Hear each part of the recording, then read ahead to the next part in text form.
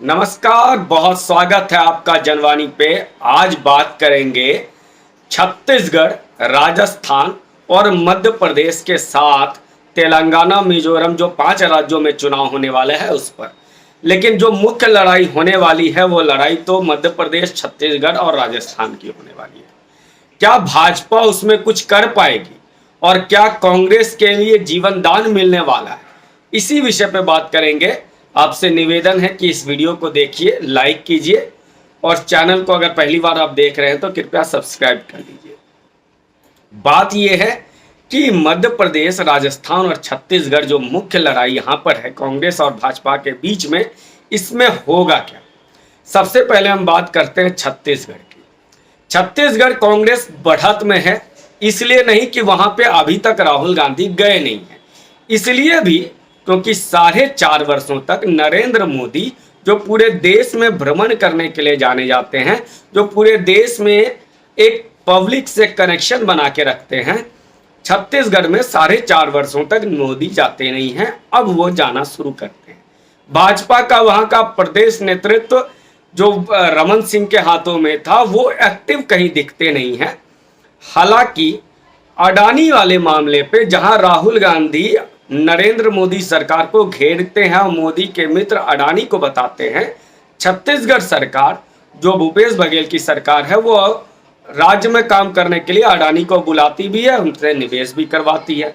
वहां पर जो भूपेश बघेल है उनका एक पब्लिक टू पब्लिक कनेक्शन बहुत अच्छा है, उनकी पीआर बहुत अच्छा है, वो लोगों से मिलते हैं, बात कर रहे हैं, तो एक उसका प्रभाव है। जैसा प्रभाव शिवराज सिंह चौहान का मध्य प्रदेश में बना था।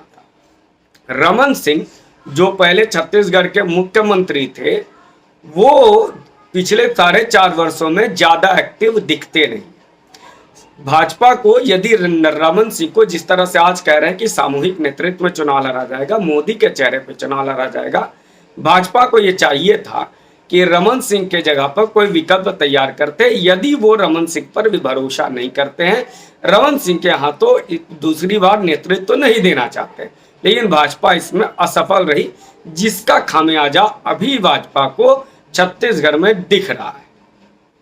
कुल मिलाकर के भाजपा वहां पिछड़ती दिख रही है और कांग्रेस बढ़ती नजर आ रही है। अब बात करते हैं मध्य प्रदेश की। मध्य प्रदेश की राजनीति में अगर क्षेत्र वाइज बात करें तो महाकौशल इलाका जो छिंदवाड़ा का इलाका है, जहां कमलनाथ हैं, वहां कमलनाथ बहुत एक्टिव है। वहीं पर सबसे ज्यादा भाजपा को जो फायदा मिलने वाला है वो मालवा का क्षेत्र है, इंदौर, उज्जैन जो धार्मिक इलाके के क्षेत्र है, वहां पर सबसे ज्यादा काम भी हुआ है। वहां भाजपा का गढ़ है, कार्यकर्ता है, संघ के विभिन्न अनुसांगिक संगठनों की मजबूती है, इसलिए यहां फायदा मिलेगा। भोपाल पहले से ही भाजपा का एक जड़ रहा है, वहां पे भाजपा के कार्यकर्ता बहुत हैं, तो भोपाल रीजन में भी भाजपा को फायदा मिलने की उम्मीद है।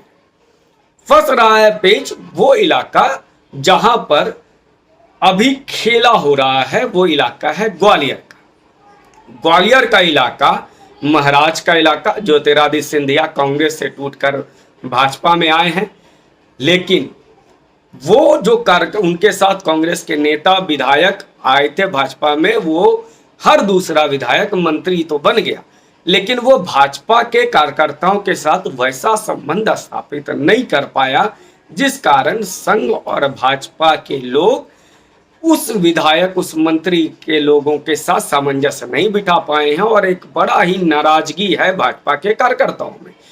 यदि भाजपा का केंद्रीय नेतृत्व इस नाराजगी को दूर कर पाता है तो यहां पर भी वो जीत जाएगा। जातीय जनगणना का मामला लेके जो ब्राह्मण हैं, जो रीवा क्षेत्र में हैं, उन इलाकों में भाजपा को एक बढ़त मिली है। कांग्रेस के पास जो नाराज ब्राह्मण वोट था, वो जाट था, वो नहीं जा पा रहा। दूसरा, भाजपा वही गलती कर रही है कि शिवराज सिंह चौहान जितना बड़ा नेता मध्य प्रदेश में भाजपा के पास है ही नहीं, और फिर उसके बाद भी शिवराज सिंह चौहान को बार बार यह लग रहा है, यह मैसेज दिया जा रहा है कि वो मुख्यमंत्री नहीं बनेंगे। ऐसा कहीं भाजपा ने अभी तक घोषणा नहीं की है। यह कहा जा रहा है कि मोदी और कमल के निशान पर चुनाव लड़ेंगे। यह भी संभव है कि शिवराज सिंह चौहान ही मुख्यमंत्री बन जाए, क्योंकि उनके जैसा शिवराज सिंह चौहान के कद का कोई नेता भाजपा मध्य प्रदेश में है ही नहीं। भाजपा ने एक बहुत सही नीति अपनाई, वो नीति जो कड़हल में अखिलेश यादव के खिलाफ उत्तर प्रदेश के 2022 के चुनाव में अपनाए थे। 7 केंद्रीय नेताओं को, जो केंद्र में मंत्री थे, सांसद थे, और कैलाश विजयवर्गीय जो पार्टी में प्रभारी बंगाल के थे, महासचिव हैं, उनको भी चुनाव में लड़ाया। इससे कांग्रेस की सबसे ज्यादा मुश्किलें बनेंगी, वो इन्हीं को घेरने में लगेगी और भाजपा को दूसरी सीटों पे फायदा हो जाएगा, ऐसा अनुमान है। कुल मिलाकर ऐसा लगता है कि भाजपा मध्य प्रदेश सीट में कड़ी टक्कर दे रही है और आराम से सरकार बना सकती है। अब बात करते हैं राजस्थान चुनाव की। नरेंद्र मोदी का चेहरा और वहां एंटी इनकम्बेंसी अशोक गहलोत सरकार के खिलाफ बहुत ज्यादा है। राहुल गांधी जातीय जनगणना का जो मामला लेकर के आ रहे हैं, ये एक रणनीति है कि कोई राजस्थान सरकार से यह न पूछे कि पूरे देश में सबसे ज्यादा महंगा पेट्रोल डीजल राजस्थान में क्यों है, सबसे ज्यादा लॉ एंड ऑर्डर की समस्या राजस्थान के राज्य में क्यों है, यहाँ कानून व्यवस्था है ही नहीं, सरतंत्र जुदा के नारे लग जाते हैं, किसी दर्जी की हत्या हो जाती है, फिर वो करप्शन का मामला जो राजेंद्र गुड्डा, कांग्रेस के बड़े नेता, अशोक गहलोत सरकार के मंत्री, वो खुद लाल डायरी का आरोप लगाकर भ्रष्टाचार का आरोप लगाते हैं अशोक गहलोत से।